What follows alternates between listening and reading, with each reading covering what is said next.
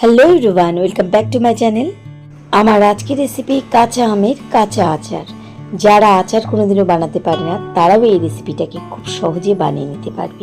রোদে শুকনো ঝামেলা ছাড়া খুব সহজে কিছুক্ষণের মধ্যে এই আচারটা তৈরি হয়ে যায়।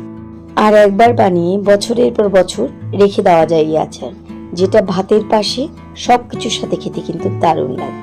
প্রথমে আমি কাঁচা আমের খোসা ছাড়িয়ে একদম লম্বা লম্বা করে কেটে নিয়েছি।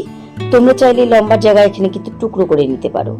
এবার চলো এই আচারের জন্য কিছু মশলা তৈরি করে নিই। একটা কাঁচের বাটিতে আমি নিয়ে নিচ্ছি এখানে প্রথমে 1 চামচ মৌরি, সাথে দিয়ে দিচ্ছি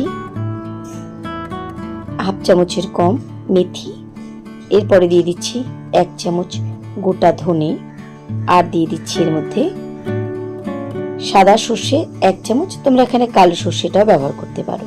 মশলার পরিমাণটা এখানে আমরা খুব কম নিয়েছি, আর এইভাবে কিন্তু এই আচারটা তৈরি হয়। এবার দিয়ে দিচ্ছি 1/2 চামচ এরকম গোটা জিরে, আর ঠিক এক পরিমাণে দিয়ে দিচ্ছি কালো জিরে। যেটা যেটা কম দেওয়া আছে সেটা ঠিক কম দেবে। এই মশলাগুলোকে কিন্তু কোনো ভাজতে হবে না, এই কাঁচা অবস্থাতে কিন্তু একটুখানি গুঁড়ো করে নিতে হবে। একদম কাঁচা মশলায় তৈরি হয়, তাই কিন্তু বলা হয় কাঁচা আমের কাঁচা আচার। আমের টুকরোগুলোকে একটা আমি বোলের মধ্যে ট্রান্সফার করে নিয়েছি। দিচ্ছি সাথে বেশ কয়েকটা কাঁচা লঙ্কা, আর দিচ্ছি 10 থেকে 12 কোয়া গোটা রসুন, সাথে দিচ্ছি কয়েক টুকরো আদা, যেটা আমি লম্বা লম্বা করে কেটে নিয়েছি। এবার যে মশলাটা আমরা বাটিতে নিয়েছিলাম সেটাই কিন্তু এখানে গুঁড়ো করে দিয়েছি। এই মশলাটা কিন্তু কোনো ভাজা মশলা না, এটা পুরোপুরি কাঁচা মশলা। দিয়ে দিলাম পরিমাণ মতো হলুদ, আর স্বাদ মতো দিয়ে দিলাম এখানে নুন, আর দিয়ে দিচ্ছি সামান্য পরিমাণে লঙ্কা গুঁড়ো, কারণ কাঁচা লঙ্কা দিয়েছি আমি বেশি পরিমাণে, আর দিচ্ছি চিনি। এই আচারটা টক মিষ্টি ঝাল দুটোই লাগবে। আর সবশেষে দিয়ে দিচ্ছি এর মধ্যে 2 টেবিল চামচ সর্ষের তেল।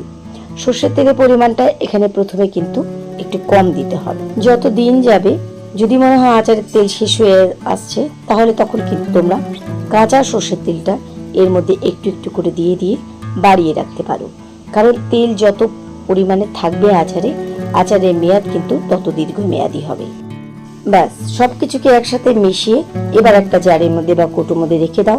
তৈরি হয়ে গেল আমাদের আচার। যত দিন যাবে আমগুলো কিন্তু মজতে থাকবে, আর কালারটা কিন্তু চেঞ্জ হয়ে যাবে।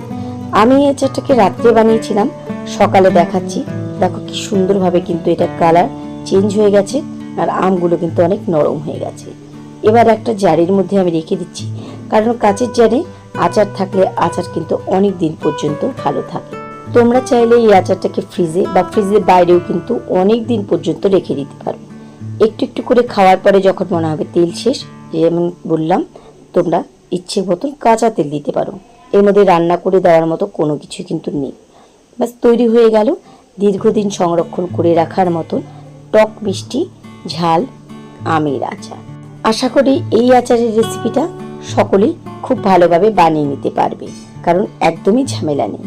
একবার বানিয়ে বছরের পর বছর ঘরে রেখে দাও, তারপর যেটা দিয়ে খাবে খেতে কিন্তু দারুণ লাগে। এই ছিল আমার আজকের রেসিপি। আশা করি তোমাদের ভালো লেগেছে। তাহলে আজকের মতো সবাইকে ধন্যবাদ জানিয়ে এখানেই বিদায় নিচ্ছি। ফিরে আসবো আবার অন্য কোনো রেসিপির সাথে অন্য কোনো দিন। সে পর্যন্ত সবাই খুব ভালো থেকো, সুস্থ থেকো।